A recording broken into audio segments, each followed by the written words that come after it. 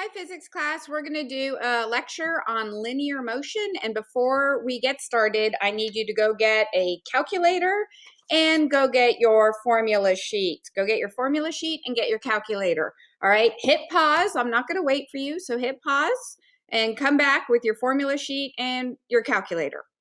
All right. Those of you who came back with this as a calculator, this is not a calculator. You can Google answers on this in the middle of an exam. I will not let you be using this, all right, on your exams. So put this down and go get something that looks like this. Really boring. You can't call people. You can't Google on it. This is what you need. Go get it, okay, or something like that.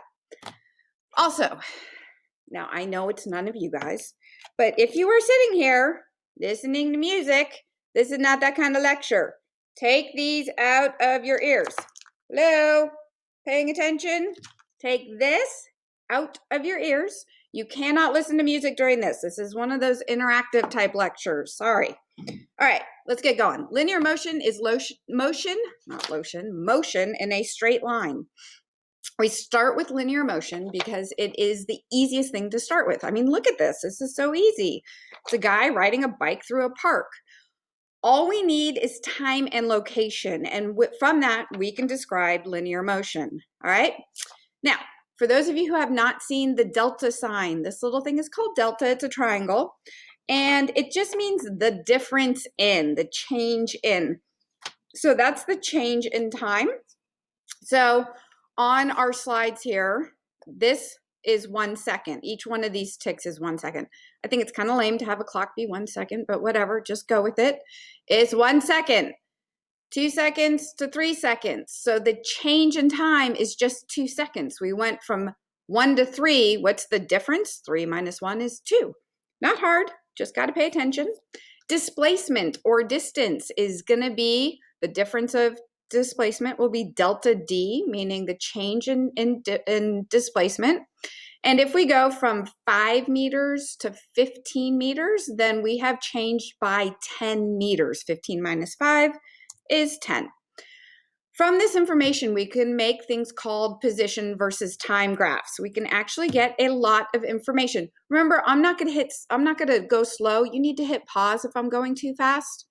But let's take a look at this position versus time graph. We have time on the x-axis, we have position on the y-axis, and from that we can just read off the graph. How far did we go in 6 seconds? Well, we just read up and over. We went 30 meters in 6 seconds. How far did we go in 4 seconds? Read up and over. We went 20 meters in 4 seconds. All right. The difference between speed and velocity, and sometimes I do get a little sloppy with this, but the difference, the technical difference is speed is just how fast you're going. I'm going 55 miles per hour. Velocity has direction with it. So you'd have to say, I'm going 55 miles an hour north or 55 miles an hour east, and that would be your velocity. The formula for that is just, excuse me, distance over time. If I haven't done a lecture with you guys before, anything in orange is what you don't have to write, all right? So we used to do gray in biology, but orange is, I switched it because this is a gray background. It just makes it easier. For everyone who thought that was wine, no, that's iced tea. It's just in a wine glass. Now, I would not be recording these with wine. All right, velocity and distance. This is the formula I like to use. I use velocity as distance over the time, the same one that you saw before, and I have little hearts by it because it means it's important. Some people like to rearrange their equation before they plug in, and I just want to talk about that briefly. I don't do it that way. I just plug in my numbers because stuff cancels out and I find it easier. But if you do, if you wanted to get distance by itself, you would multiply both sides by time. Time would cancel here, and you would just have distance equals velocity times time. Or if you wanted to get time by itself, you would need to multiply both sides by time again and get to this one, and then divide both sides by velocity, and you would have that equation. It's the same equation rewritten. It depends on how you like to do it. I like to just plug in. Let's talk about average versus instantaneous speed. Average velocity. So if you were to drive into town and your town was 30 miles away from your house, or drive to campus and it's 30 miles away, it took you 1 hour, your average speed would be 30 miles per hour. But that's not your speed at any one time. You could be at a traffic light, or you could be at a stop sign, or, and there's a whole story that goes with this, you could be behind a moron doing 5 miles an hour in a 45-mile-an-hour zone. And then you would have to go faster after you pass the idiot. Anyway, my point is that your average might be 30, but at any one given time, your instantaneous speed could be faster and slower than 30. It'd have to be a little faster sometimes and slower at other times. That's given to you by your speedometer. Okay, let's check yourself. This is where you actually, I want you to have your calculator and I want you to have your formula sheet, please, both. Even though I made this one really, really so easy, you could do it in your head. It's just to get you used to doing it this way.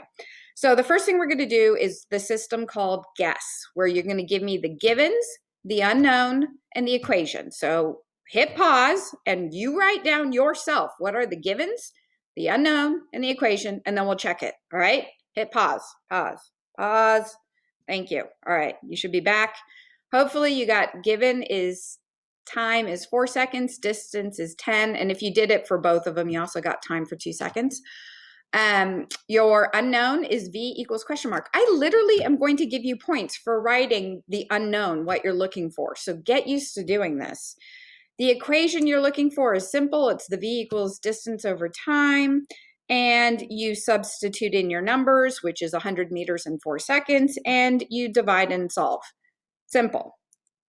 Okay, changes in velocity. Anytime we change velocity, we're going to call that acceleration.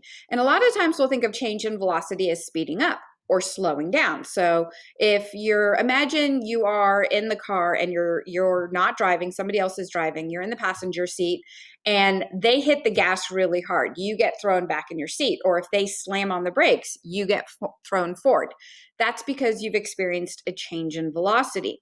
However, if they turn a turn, you get thrown side to side. That is also a change in velocity. That's actually an acceleration, applying a force on your body because they have changed direction. So all of those are changes in velocity, and those are all called acceleration.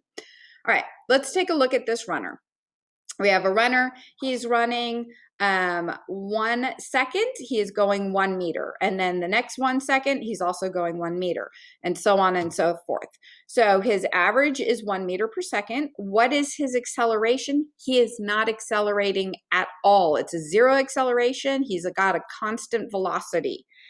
All right, let's look at this guy. He is running the first second, he runs 1 second, and 1 meter. And then the next second, he runs 2 meters. And then in the next 1 second, he runs 3 meters. And the next 1 second, he runs 4 meters. So he's getting faster and faster as he runs. He's speeding up. How much faster? Well, he is increasing by 1 meter per second every single second. So how would we write that? We write 1 meter per second per second.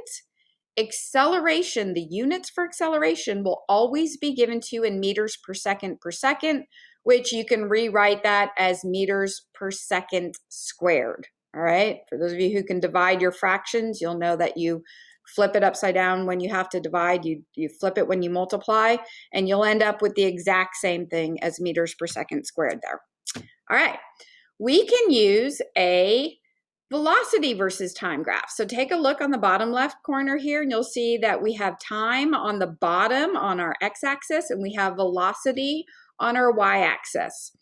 Acceleration becomes the slope of the curve. It is the change in velocity. So this one has a increasing velocity. So we have a change in velocity over time. That slope of that curve is going to be your acceleration. Over here, the slope of this curve. All right, acceleration from a velocity versus time graph. So we can look at the acceleration here, and we can read off these graphs now. Now we're not putting numbers on the graphs, we're reading off the graph. So let's look at what's happening to the velocity as time passes of this object. Well, we can see it was initially at 10 seconds, it was doing 17 meters per second, but by second 17, it's only doing 7 meters per second. So you write down, not me, I'm not telling you, you write down what happened to the velocity of this object. Let's now calculate the acceleration. Acceleration is given by velocity over time. So hopefully you have your handy sheet. You're going to see that written. I don't know if I can point to it. It's right about here on your sheet. Find that formula. That is your velocity over time. And we can plug in some numbers. So choose two spots, 17 minus 7, the ones I chose, meters per second, and choose the time, and then you can find the acceleration. What was the acceleration? Well, hopefully in your description, which you wrote down, hopefully you came up with it was slowing down. It was doing 17 meters per second. It ended doing 7 meters per second. It must have slowed down. All right. I will never, ever make you do what we're about to see on this slide, but I want you to see it because for 5 years, I taught physics and talked about tangential speed. And I kept saying, oh, it's the tangent, until last year when the class told me they had never heard of the word tangent. So now we need to look at what a tangent is. Instantaneous acceleration is the curve of this graph at any one point. So as you look at the graph and you think, okay, any one point, how is that changing? Well, it's changing kind of steeply here, right? And it's changing kind of less steeply here. I guess it's less steep, but it's still increasing. And here it's really quite steep, all right?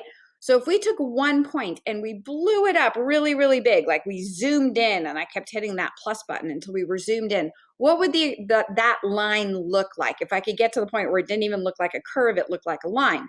That is called the tangent line. So you find a line at that point that goes with the slope right there, and you just take a ruler and you extend it out so you can do something with that line, because you can't leave it really tiny, tiny like that. You won't be able to do anything. So you literally take a ruler and you're just like, this is at this one point, it's touching my line at one point. It's called a tangent line. You need to know this because we're going to do tangential speed one day, and I need you to know tangent lines. All right. Once we've extended it out using a ruler, making our life easier, we can just take 2 points and plug in our information. And no, I'm not going to make you do that, but I need you to understand it. Okay, position and velocity and acceleration. These are all graphs, and we're going to do a lab that literally has all 3 of these graphs on it. So let's, whoops, too far. Let's take a look at it.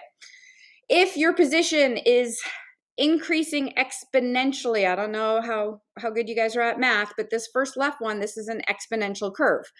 If it's increasing your position, you are getting, this is the guy running faster and faster and faster, right? That means that your change in velocity is increasing. Your change is increasing, but it's increasing linearly. Remember, the guy running was just running 1 meter per second faster every single time. That meant, because he was increasing each time, that he was running exponentially farther, all right? His acceleration was 1 meter per second per second. It was actually constant. This line actually comes out flat. He had a constant acceleration. His velocity was increasing linearly, and the position graph was he was getting further and further exponentially away. So those are how those graphs are related to each other. All right. When we look at, oh, here we go. Formula sheet, people, formula sheet. Distance equals velocity time, distance equals velocity times time, plus an initial distance. So this is still just V equals D over T, okay? Same thing, but I've added an initial distance. We didn't start at 0. Usually DI goes to 0. Usually we call it the starting line, and we just ignore this, and then we just have V equals D over T, right? D equals V times T. But if it doesn't go to 0, if you actually have an initial start, you use this formula, and I want you to look at what it should be very familiar to you, hopefully, is the y equals mx plus b formula in your math class. I know you probably never thought in your life you were going to use that sucker. for you guys. Y is distance, okay? M is your slope. That's rise over run, okay? And we know, we just saw on the last slide that this curve, whatever this line slope is our velocity. X, in this case, is my x-axis, time. Okay, and B is the y-intercept, which is whatever our initial distance is over here. Like I said, very often it's 0, all right? But in this case, it's not 0. It has some initial distance. We can use the y equals mx plus b. Again, I know, you guys are shocked. For velocity, for our velocity versus time graphs, right? So now velocity versus time, the change in this is acceleration. So my m, my slope, is acceleration. Velocity is the y-axis, and time is still the x-axis. And then if there's initial velocity, if there is an initial velocity, it's there. So if you don't see that on here, if you don't actually see it on here, you should write it down. Whatever you write on here, you get to use. So if you don't see those formulas well explained here, take a moment, write them on your formula sheet. All right. So a train moving with a velocity of 51 meters per second, you guys know, you got to get this right, you can tell, goes an acceleration of negative 2.3 meters per second. So that means it's slowing down as it approaches town. Well, thank goodness it's slowing down. What is the velocity of the train at 5.2 seconds after it has begun to decelerate? So let's think about, all right, what am I using? What formula am I going to use? What am I given? And what am I looking for? So right now, pause the video, pause the video, write down your givens, your unknowns, and the equation you think you're going to use. And it is fine if it's wrong. That's why we do this, but you have to try it without me giving it to you. So please hit pause and give it a try, okay? I'm going to sit here and drink my tea, not my wine. All right, I hope you paused and you're back. All right, here's our train. It's going 51 meters per second. That's a given, all right? This is our givens. It is decelerating, but that's just a negative acceleration at 2.3 meters per second. The initial time, T, I don't know if you got this. A lot of people don't put in some of these things that aren't explicitly said, but our initial time is 0. If it's not given to you that it has started at 10 seconds or something, your initial time is 0 because it said it did this for 5.2 seconds. So our initial time is 0. And we need to find V final at the final time of 5.2 seconds, all right? So here's an equation that we can use. And now I'm going to pause. If you didn't get that equation, that's okay. We're practicing. Try to plug in now and see what you get. So hit pause again. Try to substitute in and use your calculator and see what you actually get here. Part of this is using your calculator. See how you do. All right, pause. Good, I hope you paused. Here we go. This is what you should have plugged in. And hopefully that's what you got, all right? Nice if you put it into scientific notation, but all right, here we go. Let's do it again. How much additional time will it take for the train to come to a complete stop if it continues to decelerate at the same rate of negative 2.3 meters per second? All right, right now, you're gonna write down your givens, your unknown, your equation, and then come back, all right? So just start by given, unknown, equation, hit pause again. I'm really not gonna wait for you.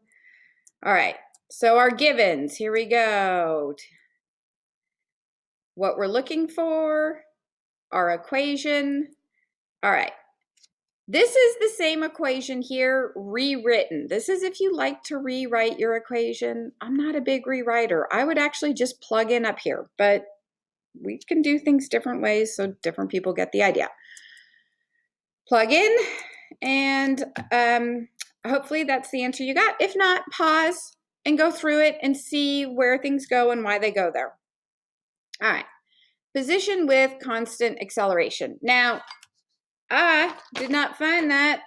Look at that. Look, you can see it. I didn't find that on the formula sheet, so I wrote it in because if I write it here, I automatically would get to use it on the test if I were a student. So that would be Y's. Write that sucker in because I have a slightly different version. By the way, with that in mind, D is often listed as Y because off and down it is up and down for these equations. You'll see it as listed as Y because we're dropping things and it's on the Y-axis. It's the same thing. Don't freak out. Same thing, just a different variable. All right. The second equation is the hardest equation that I have you use, and it's still just a plug and chug. It's just not used very often, but you have it on your formula sheet, and I'm going to show you how to use it. I think you have to use it twice, maybe 3 times. It's good to practice. All right. An automobile starts at rest and speeds up at 3.5 meters per second per second. How far will it have gone when it is traveling at 25 meters per second? So how long did it take to get up to speed? 25 meters per second. All right. Hit pause, do your stuff. All right, those are our knowns, and then I added the unknown at the bottom. So here's the equation, and one thing I want you to notice is that velocity is squared, and that's going to mean it doesn't matter which way it's going, that it can be going up or down. That's not really important right now, but it will be important when we're doing stuff over a cliff or throwing a ball up in the air and having it caught. Okay, so this is that formula rearranged. If you like to rearrange your formula, whatever. Plug in, and there's your answer. All right. Let's look at acceleration due to gravity. This is a special case, but because we live on Earth, a lot of our problems are going to revolve around gravity, all right? There's a whole unit on gravity coming up. Gravity is the same as acceleration in all of our formulas. So when you see acceleration, you can put in G instead, and G is 9.8 meters per second squared on Earth. All right, and we're on Earth for most of this, unless I say otherwise. For all DQs and notes, you can put in 10 meters per second squared. It's good enough. It's easier to use. If I ask you to use this to get a more accurate answer, then use the 9.8 meters per second squared. You go to college and you take physics, always use 9.8. They don't acknowledge rounding up at all. Okay, so let's look at how far somebody has fallen. Well, we're going to use this equation, the D, the one I told you to write down, D equals blah, blah, blah, blah, blah. But what often happens in this equation is that there's no initial distance. It's 0, right? We're counting from the cliff down, and you don't throw it down. You very often drop it down. So there's no initial velocity, which leaves us with this equation, D equals 1/2 AT squared. And I put little hearts around that because this is the most common equation. You want hearts and stars around this one. We're going to use this equation over and over and over and over and over again. And very often we'll have no initial distance and no initial velocity. So this is the bomb right here. Hearts, stars, whatever you need. All right. So let's see. If we want to look at how far a jumper has dropped after 8 seconds of free fall, we literally just put the time in. Acceleration is G, all right? It's just G, it's gravity, it's 10, and we solve. This is really easy, and it's the one we're going to use over and over and over again. We're not going to use that other one very often. This one, all the time. Okay, beautiful thing about a ball, and I know we're doing linear stuff, so really this is supposed to go straight up and straight down, but they spread it out a little so you could kind of see it. But we're not worried about it going any distance. We're only worried about how it goes straight up and straight down. What I want you to notice is that it's symmetrical. However fast you throw that ball up with, if you throw it up at 30 meters per second up, you will catch it at 30 meters per second down. Right? Now, if it passes you, it's going to continue to accelerate. But gravity, it's acting constantly, and so our up and down is symmetrical. This is going to be very important when you guys move into projectile motion. This idea of symmetry actually makes your life so much easier when I ask you to calculate something. It is always decelerating or it's always accelerating down. It's 10 meters per second down, and we very often just use a negative for that, negative 10 meters per second down. When we do that, it's always accelerating down. So what that does on the trip up is that slows it down, and then on the trip down, it speeds it up going down. All right. This is a doozy of a sample problem, and it's also, I think, our last slide, but I want to really show you sort of a hard one so that you can get ready for the stuff you're doing on your own. So an object is dropped from rest and falls freely after 6 seconds. Calculate its instantaneous speed. That's usually just velocity, right? Just a regular V. Average speed, right? Average speed, so we can just average it, and how far it fell. And remember the formula I just showed you up here. This is the how far it fell formula. We love you, hearts, and that kind of thing. All right, so right now, before I give these to you, because this is a doozy, it's 3 separate things. Start by calculating this instantaneous speed. Get your answer all the way to the bottom. Try to go to average speed and then distance fallen. At the very least, get down your givens and your unknown and the equations you're going to use. All right, do that now. Hit pause, go do that. Okay, hopefully you've done that and you're back. So you're given t equals 6 seconds, acceleration equals 10 meters per second. Your unknowns, I feel like there's a lot of unknowns here, but that's okay. You have your velocity is unknown. Velocity with a line. Anytime you see anything with a line over it, that just means it's got an average, all right? And sometimes I get annoyed trying to stick a line over my variable, and I'll just write V average. Good enough. It's the same exact thing. Line means average. And distance. Those are the things we're looking for. Hopefully you got your formulas down. These are the equations we're going to use. Oh, yes, average really is just an average, because if it's increasing at a constant rate, we can just average those two numbers, like do a mathematical average. All right. If you didn't get this far, pause now and try to fill in and see how far you get. Okay. So we have acceleration is V over T. Yeah. All right. I know it's the rearranged formula. The acceleration is 10. Oh, I screwed up there. I'm sorry. That's supposed to say 10 meters per second squared. And that equals velocity times time. And if you solve for velocity, you get 60 meters per second. All right. Now let's do V average. And V average is just a mathematical average of those two numbers. So hopefully you got 30 meters per second. And this one with the hearts and loves around it. We love this one. This one you plug in and you get 180 meters. That should be it. And I hope that helped.